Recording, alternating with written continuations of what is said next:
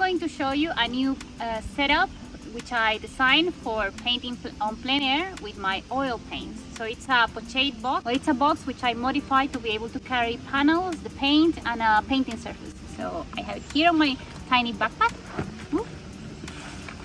So let's see. Okay.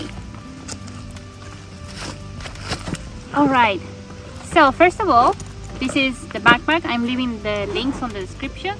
It's my chair to go and sit down, because I haven't still yet put a tripod attachment on my box, and I will have to do that. So this is a sort of pochade box which I had to cut and modify to be able to fit it on my purse and on my backpack. And these are the adjustable hinge that I bought them online. No matter what angle I put it on, it will stay put. Okay, so this is a pochade box. So let me explain you what I did here. Since I couldn't find a 3 centimeter high or wide wood, I cut some cork here in 3 centimeter high, and this is my palette for mixing. My palette is made with a gray cardboard and a piece of glass, because when you're painting with oil paint, the easier surface to clean is glass. You can use one of these that you use for the electric stove, and it will remove the oil paint quite pretty easily.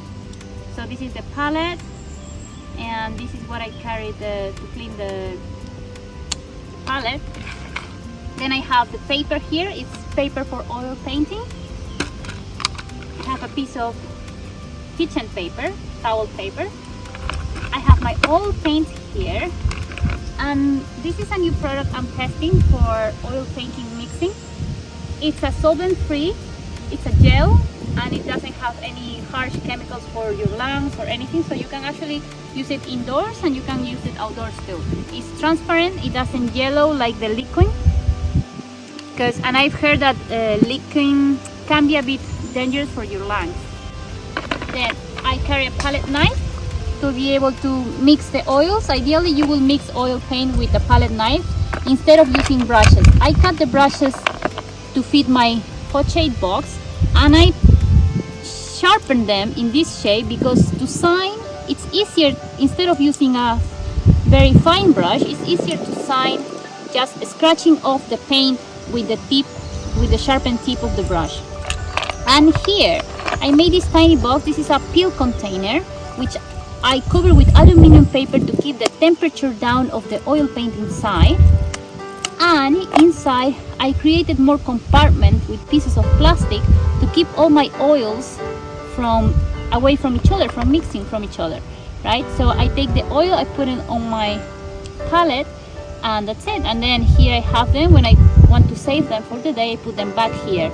Usually they last for a day, and I keep this tiny container in the fridge so they can last me for weeks basically, or months, if I don't open them and I don't take them out, because oil dries with oxidation. It doesn't dry like wash or watercolor. So basically I keep them in the dark here with this aluminum, and also the temperature keeps them down.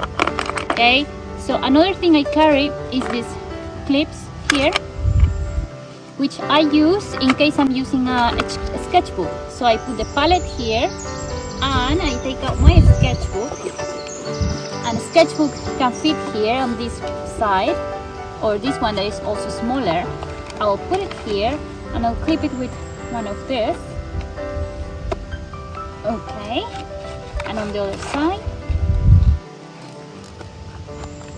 and there you go.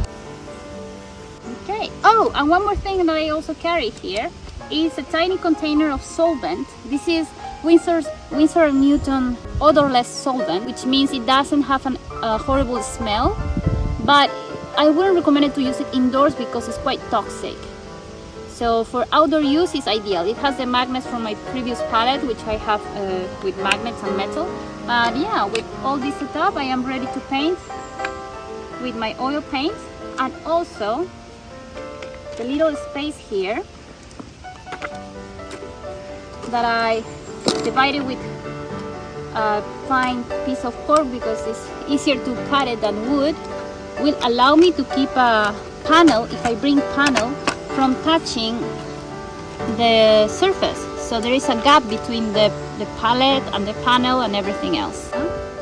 I hope you found this useful, and I will see you on my next venture. Bye!